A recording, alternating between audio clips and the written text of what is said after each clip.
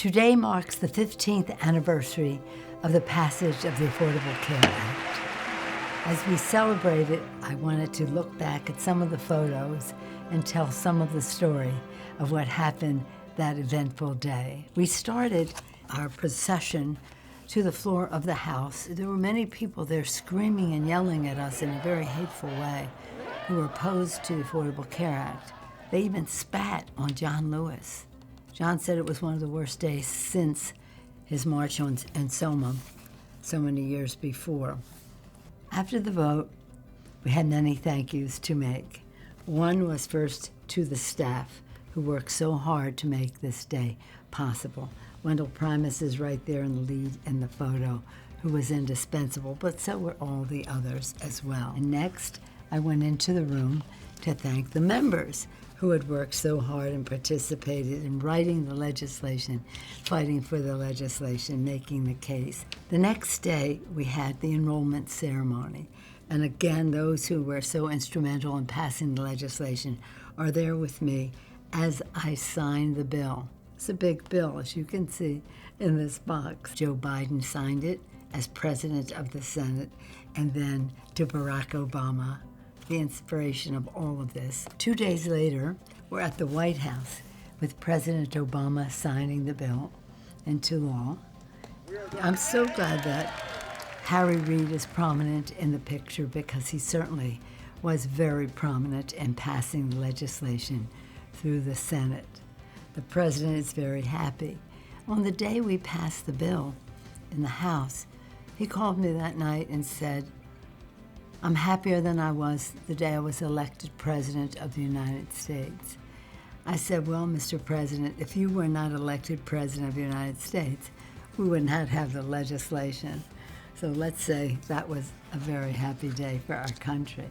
Kathleen Sebelius, who then was the Secretary of Health and Human Services, and I asked the president if he would take a picture with the Trinity Sisters.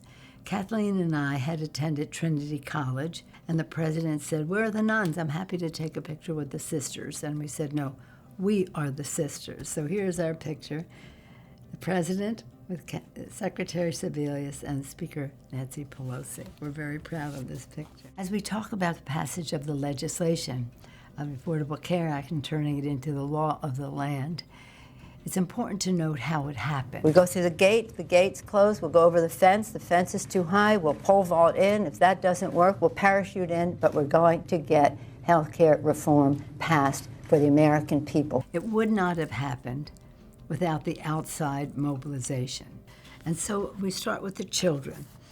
My why in being in politics is about the children, and the children showed up for us before, as we prepared for the passage of the bill. Moms Rising and other leaders speaking on behalf of it. Next, we had gathered in the front of the Capitol young people, college age, maybe a little older and a little younger, coming. Some called themselves the Invincibles because they were never going to be sick, but nonetheless understood that in case they did, they needed the Affordable Care Act. And here they are with George Miller on the steps of the Capitol advocating for the bill.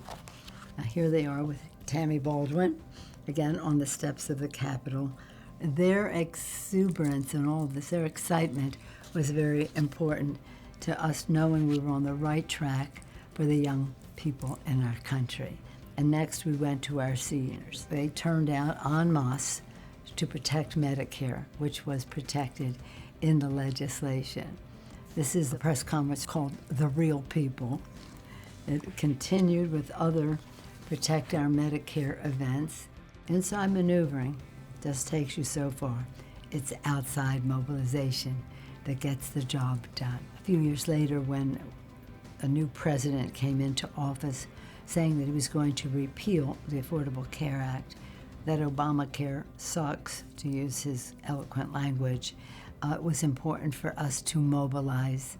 We had, with Protect Our Care, another organization, 10,000 events around the country where people came and told their stories, their personal stories. It was very compelling to members of Congress. A new group was founded called Little Lobbyist. So these are children and their parents, largely children with some disabilities who heavily relied on the ACA. We staved off the House initiatives. Again, they had tried 70 times to overturn the Affordable Care Act, but eventually they did pass a bill, which they sent over to the Senate. The night the Senate took up the bill, we all gathered on the steps of the Senate, the beautiful dome of the Capitol in the background, people telling their stories on the steps of the Capitol. And when the vote was taken, of course, John McCain gave a thumbs down that was seen all over the world. It was historic. It also made progress for the American people. We're deeply grateful to him. Though we had survived once again a Republican assault on the Affordable Care Act, we as Democrats still wanted to do more. And we had that opportunity when President Biden became president. Under his leadership, we passed the American Rescue Plan. And what that meant for health care was more and better accessibility for the American people. And this is a picture of the enrollment ceremony where we are in front of the Washington Monument, Chuck Schumer and I. I was signing for the House, he was signing for the Senate. Here's a larger picture of that enrollment showing many more of the people whose leadership made American Rescue Package possible. So as we say, happy 15th birthday to the Affordable Care Act, let us be prepared to make it stronger as we go forward and save it for the children, for the American people. Thank you.